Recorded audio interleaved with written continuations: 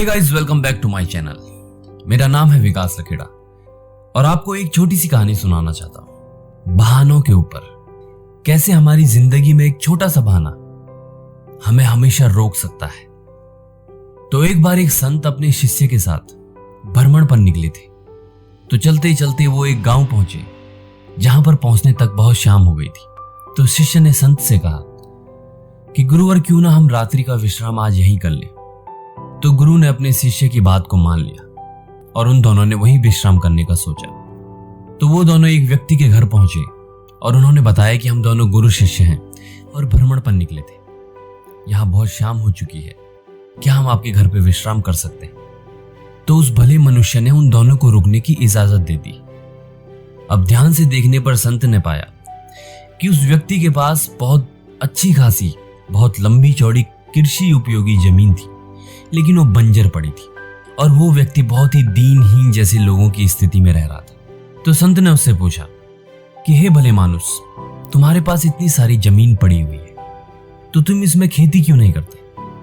तो उस व्यक्ति ने कहा कि हमारे पास एक पालतू भैंस है जिसका दूध निकालकर हम बाजार में बेचते हैं और जितनी भी हमारी आमदनी होती है उससे हमारा खर्चा चल जाता है, तो हमें फालतू मेहनत करने की क्या जरूरत है। तो रात में जब सब सो गए तो गुरु ने अपने शिष्य को उठाया और उससे कहा कि चलो चलते हैं और इसकी भैंस को भी ले चलते हैं। तो शिष्य ने ये सुना तो उसने कहा, गुरुदेव, आपने ही तो सिखाया है कि कभी चोरी नहीं करनी चाहिए। उसके गुरुदेव ने कहा, नहीं, तुम्हें मैं जितना कह रहा हूं तुम उतना करो। और वो दोनों उसकी भैंस को लेकर वहां से चले गए। 5 साल के बाद गुरु अपने शिष्य को फिर से वहीं लेकर आया और जब वो उसी गांव में पहुंचे और उसी व्यक्ति के घर पर वो पहुंचे तो वहां एक बड़ा सा घर था।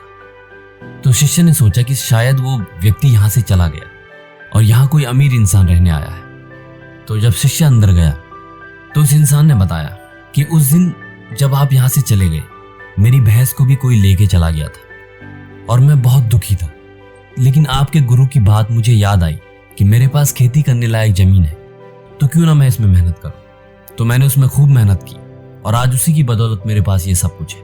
तो बहुत ही अच्छा हुआ जिसने भी मेरी भैंस चुराई, वरना मेरी जिंदगी हमेशा दीनहीन वाली रहती।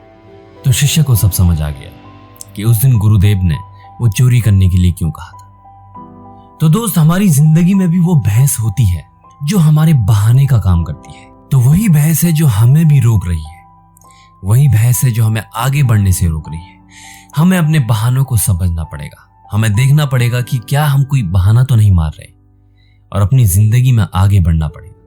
और आप अपनी जिंदगी में हर वो चीज हासिल कर सकते हैं जो आप चाहते हैं और मुझे आपके सपनों पर यकीन है।